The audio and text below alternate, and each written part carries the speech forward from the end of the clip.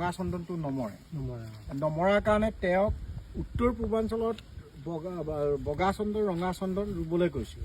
এতিয়াতো মেঘালয় ৰুই আহিছোঁ, বাকীবোৰ দাঁতি ৰুইছোঁ আৰু এই পুলিখিনি ক'ত ক'ত ৰুব লাগে তেওঁলোকক ডিছকাছ কৰি ডিষ্ট্ৰিবিউশ্যন কৰিবলৈ কৈছোঁ। এতিয়া আমাৰ সমস্যাবোৰ কাৰণ চীন ওচৰত আছে, আজি ভাল হৈছোঁ, কাইলৈ পটককৈ যুদ্ধ লাগিলে মিছাইল লৈ বাংকাৰত সোমালতো আমাক অক্সিজেন লাগিব, চব গছবোৰ মৰিবই, তেতিয়া ৰঙা চন্দনটো জীয়াই থাকিব নহয়, তেতিয়া আমি অক্সিজেন লৈ জীয়াই থাকিব। সেই তেনেকুৱা পৰিকল্পনাৰে, কাৰণ মই সেইটো চীনত গৈ টাইৱানত গৈ শিকি আহিছোঁ।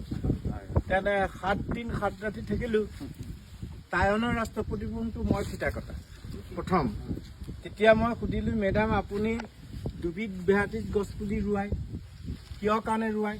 যে বগা চন্দন ৰঙা চন্দন, যে ইকনমিকেল ভেলুটো বহুত বেছি, পৃথিৱীত এনে গছ নাই য'ত মিছাইলে চব মৰিব, ৰঙা চন্দন নমৰে।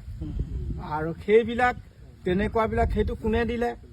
বিৰাপ্পানাই মহীশূৰৰ পৰা স্মাৰ্কলিং কৰাৰ কাৰণে চীনক ডেভেলপমেণ্ট কৰি দিলে। ভাৰতবৰ্ষতকৈ পিছত স্বাধীন হৈ চীন ডেভেলপ হৈ গ'ল, ভাৰত ৰখা তলে। আমাৰতো ব্ৰেইন ড্ৰেইন লোকৰ দিনত, সিহঁতৰ নিজৰ ববীয়া।